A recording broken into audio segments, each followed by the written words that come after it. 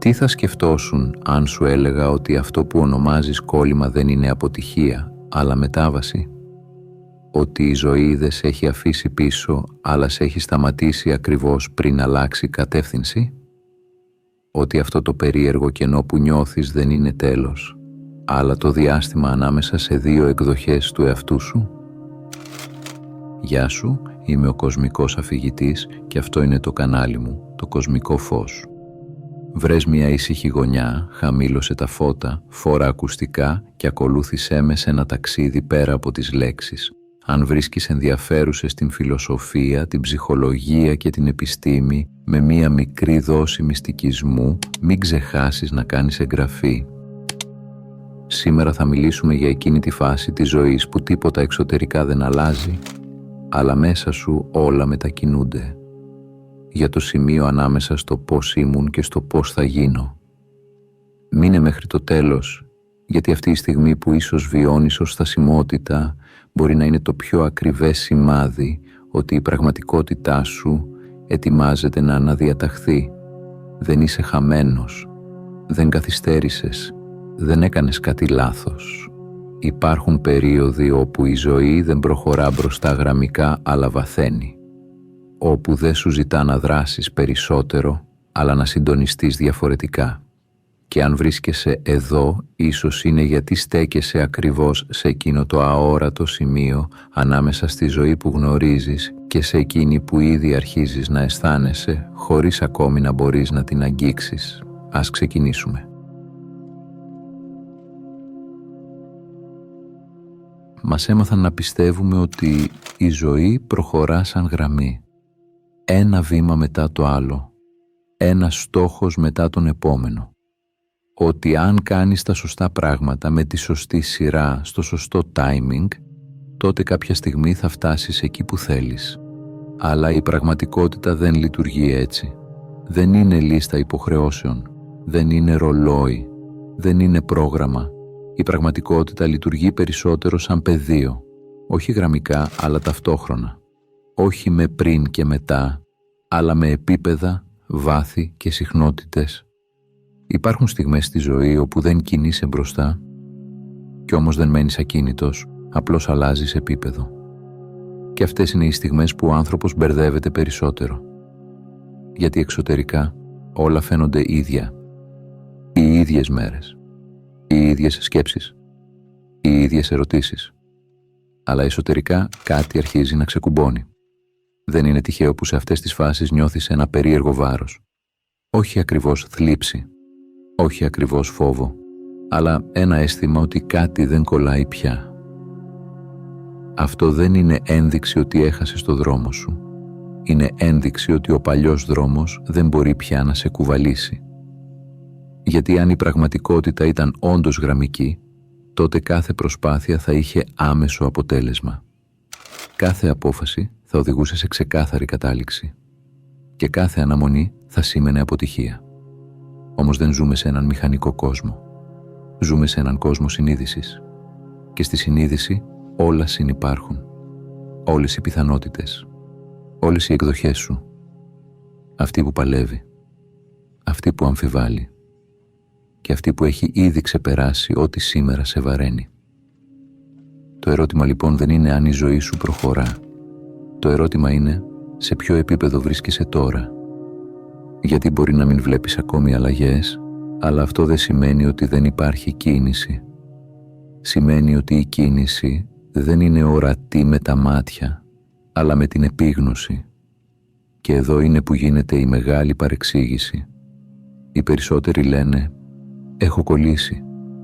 Αλλά αυτό που πραγματικά συμβαίνει είναι ότι η παλιά εκδοχή του εαυτού τους έχει φτάσει στο όριό της και πριν εμφανιστεί η καινούρια υπάρχει πάντα ένα κενό, ένα διάστημα όπου δεν μπορείς πια να επιστρέψεις όπως ήσουν, αλλά ούτε να προχωρήσεις όπως θα γίνεις. Και αυτό το διάστημα είναι το πιο δημιουργικό σημείο απ' όλα. Αν η πραγματικότητα δεν κινείται με το χρόνο αλλά με τη συχνότητα, τότε το πραγματικό ερώτημα δεν είναι πότε θα αλλάξει η ζωή σου, αλλά σε ποια εκδοχή του εαυτού σου είσαι συντονισμένος τώρα. Οι περισσότεροι άνθρωποι πιστεύουν ότι πρέπει να δημιουργήσουν τη ζωή που θέλουν, να τη χτίσουν από το μηδέν, να την πιέσουν να εμφανιστεί. Γι' αυτό και γεμίσαμε με στόχους, τεχνικές, επιβεβαιώσεις, λίστες, σαν να προσπαθούμε να πείσουμε την πραγματικότητα να μας ακούσει. Αλλά η πραγματικότητα δεν λειτουργεί με αιτήματα, δεν υπακούει σε επιθυμίες, δεν συγκινείται από προσπάθεια, λειτουργεί με συντονισμό. Ό,τι βιώνεις δεν είναι αποτέλεσμα αυτού που θέλεις, αλλά αντανάκλαση αυτού που είσαι τη συγκεκριμένη στιγμή. Και εδώ βρίσκεται η μεγάλη ανατροπή. Όταν λες θέλω, στην ουσία δηλώνεις ότι κάτι λείπει. Και κάθε φορά που εκπέμπεις έλλειψη, η πραγματικότητα σου την επιστρέφει πιστά. Όχι γιατί σε τιμωρεί, αλλά γιατί λειτουργεί σαν καθρέφτης. Δεν ακούει τις λέξεις σου, ακούει την κατάστασή σου. Μπορείς να λες πιστεύω, αλλά αν μέσα σου περιμένεις, η αναμονή είναι το σήμα. Μπορείς να λες είμαι έτοιμος, αλλά αν βαθιά μέσα σου αμφιβάλλεις, η αμφιβολία είναι το μήνυμα. Η ζωή δεν αντιδρά σε αυτό που δηλώνεις, αντιδρά σε αυτό που εκπέμπεις χωρίς να το ελέγχεις. Κι όμως όλοι έχουμε βιώσει στιγμές όπου τα πράγματα κύλησαν σχεδόν μαγικά. Όχι επειδή προσπαθήσαμε περισσότερο, αλλά επειδή για λίγο σταματήσαμε να προσπαθούμε. Ήμασταν ήρεμοι, παρόντες, σε μια εσωτερική συμφωνία με τον εαυτό μας και τότε κάτι τέριαξε. Εκείνη τη στιγμή δεν δημιουργούσες κάτι. Απλώς είχες συντονιστεί σε μια εκδοχή της ζωής σου που ήδη υπήρχε ως δυνατότητα. Γιατί η πραγματικότητα δεν γεννιέται τη στιγμή που την ζητάς. Υπάρχει ήδη ως πεδίο επιλογών. Το ερώτημα λοιπόν δεν είναι πώς θα φέρω αυτό που θέλω, αλλά σε ποια συχνότητα υπάρχω αυτή τη στιγμή. Και εδώ εμφανίζεται μια λεπτή αλλά κρίσιμη αλήθεια. Όσο κυνηγάς ένα αποτέλεσμα, επιβεβαιώνεις ότι δεν το έχεις. Όσο περιμένεις, δηλώνεις απόσταση. Και η απόσταση είναι επιλογή συντονισμού. Η πραγματική αλλαγή δεν έρχεται όταν σκέφτεσαι πιο θετικά. Έρχεται όταν αλλάζεις τον τρόπο που υπάρχεις. Όταν σταματάς να ζητάς άδεια από το μέλλον και αρχίζεις να ζεις από το σημείο όπου αυτό που θέλεις θεωρείται ήδη φυσικό. Όχι με αλαζονία, με ησυχία, όχι με φαντασίωση, με εσωτερική βεβαιότητα.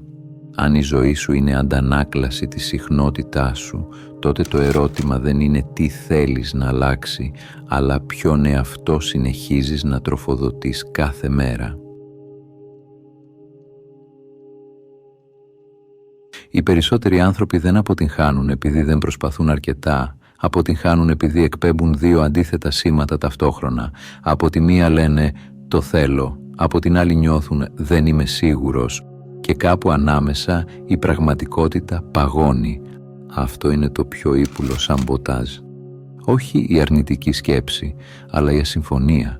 Λες τα σωστά λόγια, οραματίζεσαι, γράφεις, διαλογίζεσαι και μετά, μέσα στη μέρα, επιστρέφεις ασυναίσθητα στον παλιό ρόλο, στον εαυτό που περιμένει, που ελέγχει, που συγκρίνεται, που αναρωτιέται αν δουλεύει. Και αυτή η εσωτερική σύγχυση δημιουργεί θόρυβο. Όχι επειδή το πεδίο δεν ξέρει τι να σου δώσει, αλλά επειδή δεν ξέρει ποιον εαυτό να ακούσει. Η πραγματικότητα δεν ανταποκρίνεται στην πρόθεση. Ανταποκρίνεται στη συνοχή. Αν λες «είμαι έτοιμος για αυθονία», αλλά παίρνεις αποφάσεις από φόβο, η αυθονία δεν μπορεί να σταθεροποιηθεί. Αν λες «θέλω αγάπη», αλλά κρύβεσαι για να μην φανείς, η σύνδεση δεν μπορεί να πλησιάσει. Όχι γιατί δεν αξίζεις, αλλά γιατί το σήμα σου είναι διχασμένο. Και εδώ είναι η σκληρή αλλά απελευθερωτική αλήθεια. Το πεδίο δεν καθυστερεί. Εσύ είσαι συντονισμένο σε μια εκδοχή σου που δεν μπορεί να φιλοξενήσει αυτό που ζητάς. Η αλλαγή δεν ξεκινά όταν κάνεις περισσότερα. Ξεκινά όταν σταματάς να εναλλάσσεσαι ανάμεσα σε δύο ταυτότητες. Όταν επιλέγεις, έστω και αθόρυβα, ποιος είσαι ακόμα και όταν κανείς δεν βλέπει. Γιατί εκεί, στη σιωπή, εκπέμπεται η αληθινή σου συχνότητα. Αν το πεδίο αντανακλά αυτό που είσαι και όχι αυτό που λες, ποια εκδοχή σου κυβερνά όταν δεν προσπαθείς να αλλάξεις τίποτα? Οι περισσότεροι πιστεύουν ότι η αλλαγή ξεκινά από τις σκέψεις, αλλά οι σκέψεις έρχονται δεύτερες. Πριν από αυτές υπάρχει η ταυτότητα, ο ρόλος που έμαθες να παίζεις για να νιώθεις ασφαλής. Ο τρόπος που το σώμα σου έχει συνηθίσει να υπάρχει μέσα στον κόσμο, γιατί η αλήθεια είναι αυτή. Δεν αντιστέκεσαι στη νέα σου ζωή. Αντιστέκεται το νευρικό σου σύστημα. Έχει εκπαιδευτεί σε μια συγκεκριμένη εκδοχή πραγματικότητας, σε έναν ρυθμό άγχους, αναμονής, ελέγχου. Και οτιδήποτε ξεφεύγει από αυτό, το βιώνει ως απειλή, ακόμη κι αν είναι αυτό που επιθυμείς. Γι' αυτό πολλές φορές τη στιγμή που πλησιάζει κάτι καλό, νιώθεις παράξενα, όχι επειδή δεν το θέλεις, αλλά επειδή δεν σου είναι γνώριμο. Η ταυτότητα δεν δημιουργήθηκε για να σε εξελίξει, δημιουργήθηκε για να σε προστατεύσει και τώρα τη ζητάς να χαλαρώσει τον έλεγχο, να αφήσει κάτι καινούριο να πάρει μορφή. Και αυτό για το σώμα μοιάζει με απώλεια. Γι' αυτό ο φόβος δεν είναι σημάδι ότι πας λάθος. Είναι σημάδι ότι βγαίνεις έξω από το γνωστό. Η πραγματική μετάβαση δεν συμβαίνει όταν πείθεις το μυαλό. Συμβαίνει όταν εκπαιδεύεις το σώμα να νιώθει ασφάλεια σε μια νέα συχνότητα. Όταν αρχίζεις να ζεις, έστω και λίγο, σαν ο άνθρωπος που δεν χρειάζεται να αποδείξει τίποτα. Αυτό είναι το σημείο αλλαγής, όχι η σκέψη, όχι η τεχνική, αλλά η αίσθηση του «μου επιτρέπεται». Και μόλις αυτή η αίσθηση σταθεροποιηθεί, η πραγματικότητα δεν έχει άλλη επιλογή παρά να αναπροσαρμοστεί. Αν ο φόβος δεν είναι εμπόδιο αλλά σύμπτωμα μετάβασης, τότε τι προσπαθείς ακόμα να ελέγξεις αντί να επιτρέψεις? Υπάρχει μια φάση στη διαδικασία της αλλαγής που σχεδόν κανείς δεν σου εξηγεί, γιατί δεν είναι όμορφη, δεν είναι εμπνευστική και σίγουρα δεν μοιάζει με επιτυχία. Είναι η στιγμή που νιώθεις ότι όλα πάνε προς τα πίσω, ότι κουράστηκες, ότι έχασες τη διάβγεια, ότι τίποτα δεν δουλεύει πια. Και εκεί οι περισσότεροι σταματούν, γιατί πιστεύουν πως έκαναν λάθος, αλλά αυτό δεν είναι λάθος. Είναι κατάρρευση, όχι η κατάρρευση της ζωής σου, αλλά της παλιάς εκδοχής της. Είναι το σημείο όπου η ταυτότητα που σε έφερε μέχρι εδώ δεν μπορεί πια να σε πάει παρακάτω και η καινούρια δεν έχει ακόμα σταθεροποιηθεί. Βρίσκεσαι ανάμεσα, το σώμα νιώθει αποπροσανατολισμένο, το μυαλό ψάχνει σημεία αναφοράς και η ψυχή ζητά απλώς σιωπή. Σε αυτό το κενό τίποτα δεν επιβεβαιώνει ότι προχωράς και γι' αυτό μοιάζει με αποτυχία. Αλλά στην πραγματικότητα είναι η μόνη φάση όπου δεν μπορείς πια να επιστρέψεις, γιατί κάτι μέσα σου έχει ήδη αποσυνδεθεί από το παλιό. Ακόμα κι αν προσπαθήσεις δεν μπορείς να το πιστέψεις ξανά ολοκληρωτικά. Και αυτό πονάει, όχι γιατί χάνεις κάτι κακό, αλλά γιατί αφήνεις κάτι γνώριμο. Η ζωή δεν σε τιμωρεί εδώ, σε απογυμνώνει. Αφαιρεί ό,τι δεν μπορεί να περάσει μαζί σου στο επόμενο επίπεδο. Συνήθειες, ρόλους, τρόπους σκέψης, ανθρώπους, όχι από σκληρότητα, από ακρίβεια. Και αν αντέξεις αυτό το σημείο χωρίς να το ονομάσεις αποτυχία, αν μείνεις χωρίς να βιαστείς να φτιάξεις κάτι, τότε συμβαίνει το πιο παράδοξο πράγμα. Η αλλαγή αρχίζει να σε βρίσκει, όχι με θόρυβο, με εσωτερική ηρεμία. Έχεις σκεφτεί ότι αυτό που βιώνεις ως τέλος δεν είναι τίποτα άλλο από το τελευταίο πράγμα που πρέπει να σπάσει πριν η νέα σου ζωή μπορέσει να σταθεί. Υπάρχει ένα σημείο μετά την κατάρρευση όπου κάτι μέσα σου σταματά να αντιστέκεται. Δεν είναι ενθουσιασμός, δεν είναι αισιοδοξία, είναι ησυχία, ησυχία στο σώμα, ησυχία στις σκέψεις, ησυχία στην ανάγκη να αποδείξεις ότι προχωράς. Αυτό το σημείο λέγεται συνοχή, όταν αυτό που σκέφτεσαι, αυτό που νιώθεις και αυτό που πράττεις δεν τραβάνε πια προς διαφορετικές κατευθύνσεις. Δεν χρειάζεται να πιέσεις τίποτα εδώ.